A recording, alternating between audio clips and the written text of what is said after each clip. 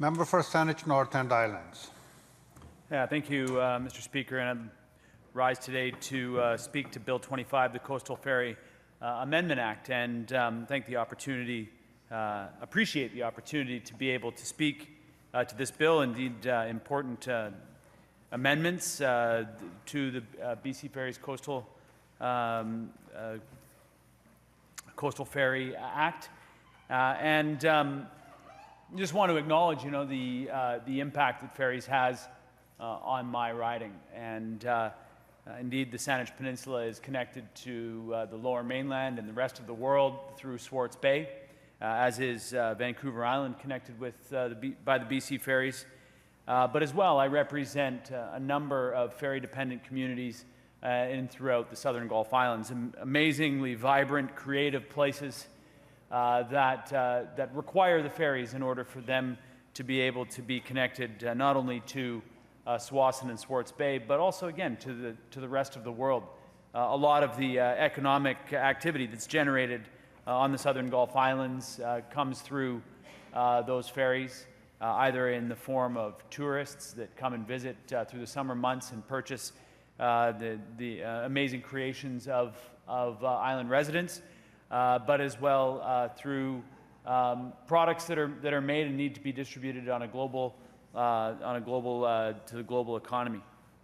So it's important that I take a moment to take the highlighter and draw attention to the very important work that I think that this House is responsible for in ensuring that the BC ferries, ensuring that the marine highway system is indeed resilient, reliable, and convenient for people who are dependent on it on the Southern Gulf Islands and all up and down the coast of British Columbia. It's not lost on me that I think was slightly over a third of the economy of British Columbia is impacted and coastal communities are a third of the provincial economy, roughly. And so they are connected by that marine highway network. And many of the members in this House represent ferry-dependent communities, recognize and understand the impact that they have. I think that it's important that we stand up and acknowledge that as often as we possibly can, because there's been this perception, I think, that has overwhelmed this place, that we can do without those aspects, those important aspects of our economy, that we can let those communities fall behind, that we can let them lag behind in their transportation and connectivity. And I think that it's important that we stand up and defend not only the physical connections through the ferries, but also the digital connections, and that we remain emotionally connected to these very, very important communities that are often the life of our province. I think that it's important to note that the Redland report that was commissioned by the government over a year ago now, and that has informed and inspired aspects of this bill, has 38 recommendations with respect to the public interest. And I was on a panel last week at the College of Applied Biology talking about defining the public interest, and written about it recently, actually, on my blog about the public interest. And as someone who's been around the political tables and been around the political discussion for the last decade, it's not lost on me that that is fundamentally the job of what we as elected officials do, and that's try to define the public interest. And it's an ever-morphing, ever-evolving, ever-changing target that is nearly impossible to hit because the public interest is ever-morphing and ever-evolving. And it's that pursuit of the public interest that I think defines the work that we do in this place on a daily basis. And the diversity of opinions and the diversity of thought, indeed we've heard some here, and we do hear it on a regular basis in this place, that diversity. It's important that these houses, that this chamber is reflective of the diversity of interests in the public, and that the public interest is defined as broadly as possible, and recognizing that only we collectively are going to be able to achieve even coming somewhere near. I often say, I represent 50,000 different opinions in my riding, and that as many people that love a decision that I make will be equally not so loving of the decision that I make.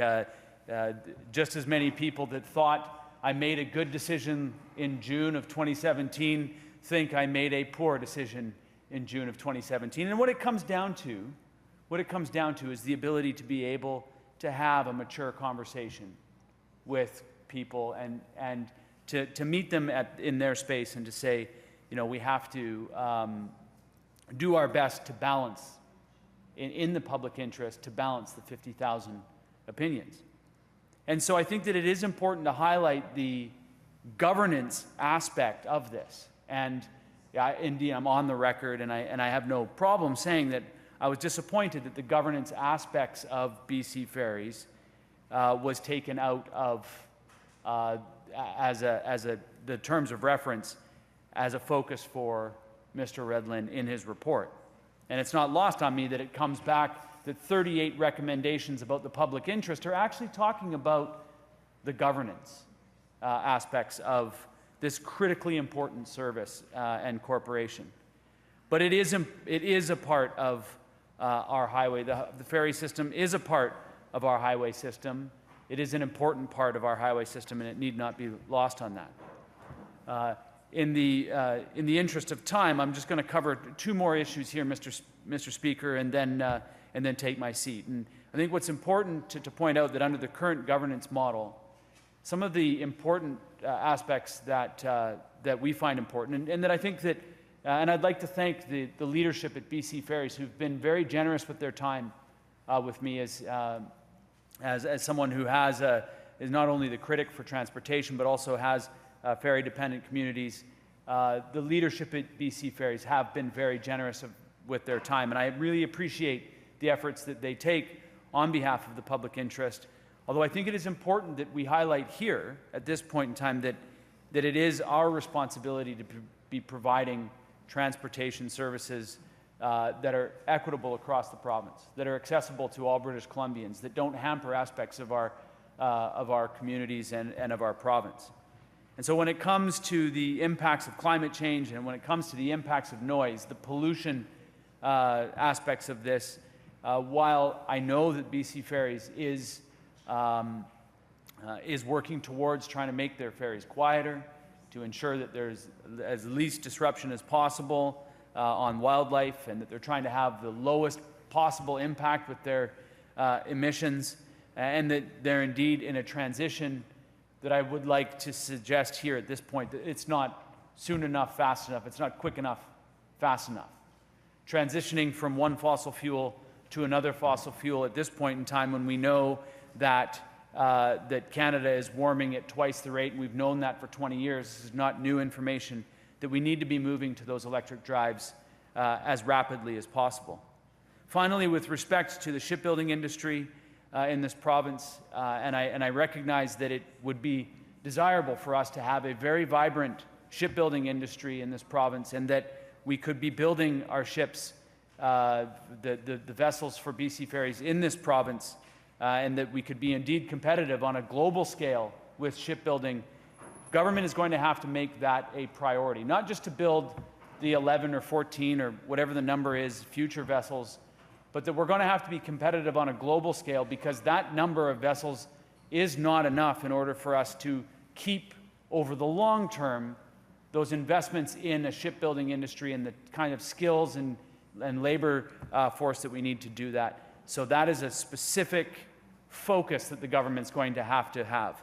So with that, I would like to rest my comments on that. I'm getting the let's keep this moving member, and so I will get moving to lunch. And I'd like to thank the opportunity, the speaker, for the opportunity to speak to this, and to the Minister of Transportation for beginning the important work to keeping our ferry system reliable, convenient, and indeed world class. Thank you, Mr. Speaker.